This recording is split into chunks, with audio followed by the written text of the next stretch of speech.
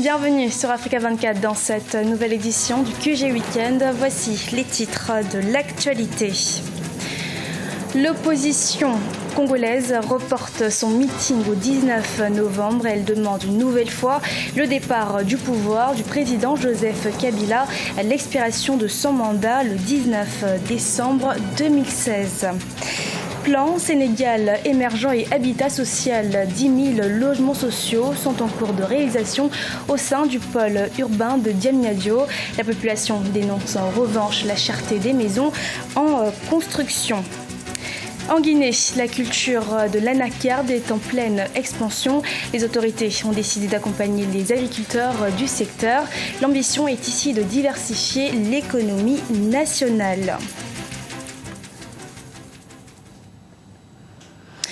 La présidente Ellen Johnson Sirleaf à la rescousse pour sortir la Guinée-Bissau de la crise politique qu'elle traverse.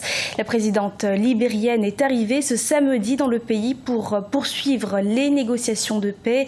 En sa qualité de présidente de la conférence des chefs d'État de la CEDEAO, elle aura la lourde tâche de favoriser le respect des engagements de la part des différents signataires d'un accord dont le point focal est la nomination d'un nouveau Premier ministre de consensus. Étienne Tshisekedi, leader du Rassemblement, plateforme réunissant le plus grand nombre des forces vives en République démocratique du Congo, a annoncé ce samedi 5 novembre que le meeting de l'opposition interdit par les autorités de Kinshasa se tiendra une nouvelle fois le 19 novembre 2016, une date symbolique correspondant à la fin du mandat du président Joseph Kabila, prévu le 19 décembre 2016. Selon la Constitution. On fait le point avec Jacques Mboka, notre correspondant en République démocratique du Congo. Le Rassemblement des forces politiques et sociales acquises au changement projette un meeting le 19 novembre 2016. Une décision rendue publique le samedi 5 novembre après la réunion organisée par le Conseil des sages dirigé par son président Étienne Tshisekedi.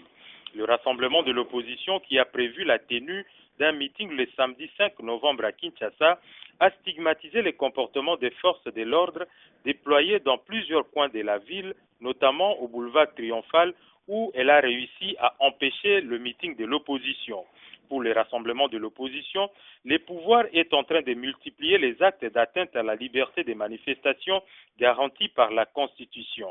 Notons que le gouverneur de la ville de Kinshasa a pris la décision de suspendre toute manifestation politique publique jusqu'au mois de février 2017. On peut donc comprendre que le bras de fer entre les autorités de la ville et les rassemblements reste engagé, alors que sous l'initiative du président de la République, Joseph Kabila, la conférence épiscopale nationale du Congo est en pourparlers avec le rassemblement et la majorité présidentielle dans le but de rapprocher les avis sur l'accord politique. Un aboutissement de cette démarche garantira un climat politique serein après le 19 décembre 2016, la date de la fin du deuxième mandat constitutionnel du président Joseph Kabila. L'habitat fait partie des leviers prioritaires retenus dans le plan Sénégal émergent. Les besoins estimés à 300 000 demandeurs chaque année demeurent en effet un défi à relever. Reportage d'El Hadj Ndiaye, notre correspondant au Sénégal. Les besoins des Sénégalais en logements sociaux sont estimés à 300 000 demandeurs chaque année pour une offre de 5 000 logements proposée dans le cadre du plan Sénégal émergent.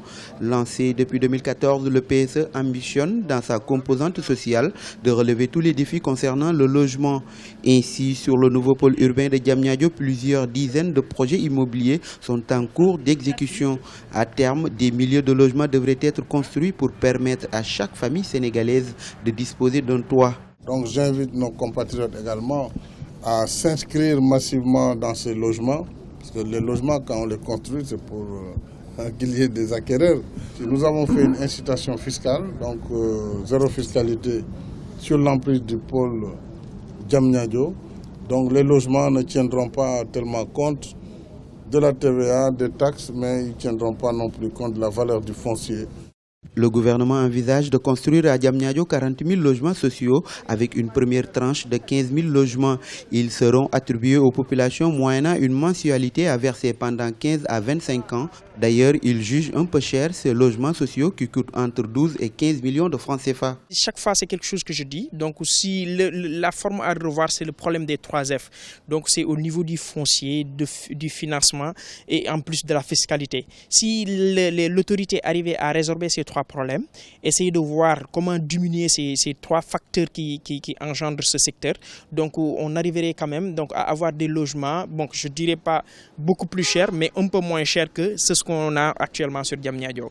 La ville nouvelle de Diamniadio n'est pas construite suivant le procédé classique de réalisation des villes nouvelles. Les coûts, il faut les donner en rapport avec la surface construite pour chaque logement, mais aussi avec le niveau de prestation des logements.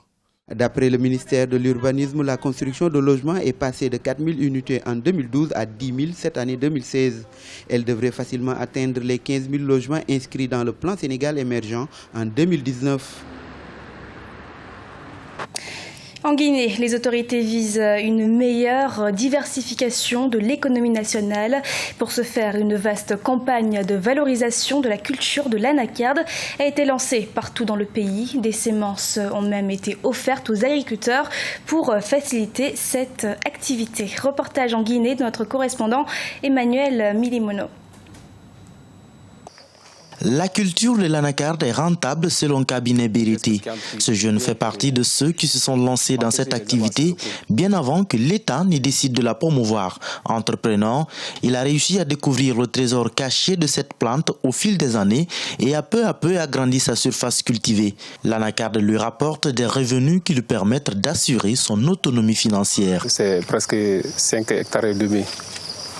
Chaque année du moins, quand on récolte, on peut trouver au moins 6 sacs et demi à l'heure là.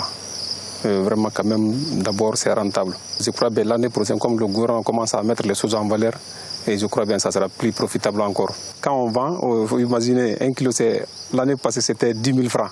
Un sac c'est 100 kilos. Donc ce qui veut dire qu'un sac ça vaut 1 million. Ouais. Donc 6 sacs ça fait 6 millions. En 2016, les autorités ont décidé de promouvoir cette culture en attirant le maximum de personnes dans le secteur. Cette politique est accompagnée par la mise à disposition de semences afin de permettre aux paysans d'y accéder facilement. Pour Cabinet Beriti, l'aventure a commencé il y a bien quelques années. Quand tu prends Bourré, en général, à l'heure là, nos jardins, presque on n'a plus d'espace. Tout est occupé. Si on trouve des espaces, on va agrandir de plus. Et de nous aider encore d'avoir des produits qui puissent nous emporter pour que les arbres se reproduisent de plus encore. Comme Cabinet Beriti, de nombreux jeunes se battent en Guinée dans le domaine agricole.